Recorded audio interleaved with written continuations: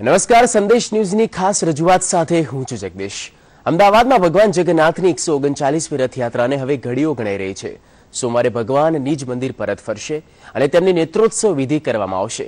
શું છે નેત્રોત્સવ વિધિનું મહત્વ, કેમ કરાય છે રથ પૂજન અને કઈ કઈ બાબતો 139મી રથયાત્રામાં આપનું ધ્યાન ખેંચશે, કેવા કેવા કરતબો આપને જોવા રથયાત્રામાં દરમિયાન જોવા મળશે, આ તમામ અંગે જુઓ અમારી વિશેષ રજૂઆત। જય જગન્નાથ।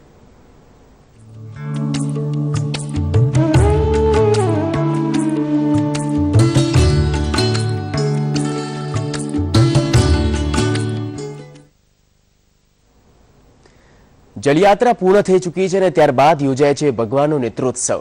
નેત્રોત્સવ બાદ ભગવાન જગન્નાથની મામાના ઘરે પહોંચ્યા છે। અમાસના દિવસે ભગવાન નિજ મંદિરે પરત ફરશે। જો કે મંદિરે પરત ફરતા ભગવાન જગન્નાથને નેત્રોત્સવ વિધિ કરવામાં આવે છે। શું છે નેત્રોત્સવ વિધિનું મહત્વ, જોઈએ આ અહેવાલમાં।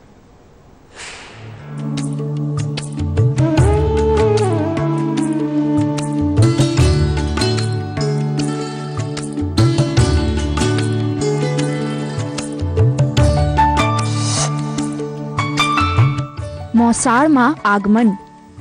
ભગવાન જગન્નાથ પહોંચ્યા મોસાળમાં। અમાસના દિવસે ભગવાન પરત ફરશે નિજ મંદિરમાં। વૈદિક મંત્રોચ્ચાર સાથે થશે નેત્રોત્સવની વિધિ। ભગવાનની આંખે બંધાશે પાટા।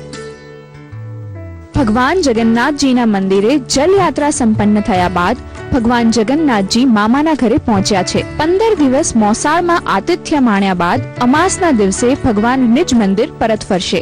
પરંતુ કહેવાય છે કે ભગવાનને મામાના ઘરે વધુ પડતા ઋતુફળ ખાવાથી આંખો આવી જાય છે। ભગવાનની સારવાર માટે નેત્રોત્સવ વિધિ થાય છે। ભાવ એ હોય છે કે ભગવાનને ઋતુફળ અર્પણ કરવામાં આવે અને એ પછી ભગવાન જ્યારે મામાના ઘરે જાય છે ત્યારે કહેવત પર છે કે મામાના ઘરે કોઈ પણ પ્રકારનો રેસ્ટ્રિક્શન ખાવા પીવાનું હોતું નથી। તે વધારે પડતા ઋતુફળ લેવાથી ભગવાનની આંખો આવી જાય। ધર્મશાસ્ત્રોમાં પણ વૈદિક મંત્રોચ્ચાર સાથે એટલે કે ષોડશોપચાર વિધિથી સારવારનો ઉલ્લેખ છે, જે અંતર્ગત ભગવાનને સાજા કરવા માટે નેત્રોત્સવ વિધિ કરવામાં આવે છે। અમાસના દિવસે ભગવાનને આંખે પાટા બાંધવામાં આવે છે અને બીજના દિવસે સવારે આ આંખના પાટા ખોલવામાં આવે છે। ત્યારબાદ ભગવાન નગર યાત્રાએ નીકળે છે। તો જે આપણા ધર્મશાસ્ત્રોમાં વૈદિક પૂજન ષોડશોપચાર પૂજન વિધિનું વર્ણન છે તે મંત્રોચ્ચારથી ભગવાનના આંખે પાટો બાંધવામાં આવે છે અને ભગવાનને પ્રાર્થનામાં કરવામાં આવે છે, ભગવાન આપ જલ્દી સાજા થાવ। રથયાત્રાના દિવસે ભગવાન ખુદ ભક્તોને દર્શન આપવા નગર યાત્રાએ નીકળે છે ત્યારે ભગવાનની આંખો પરથી પટ્ટી ખોલવામાં આવે છે।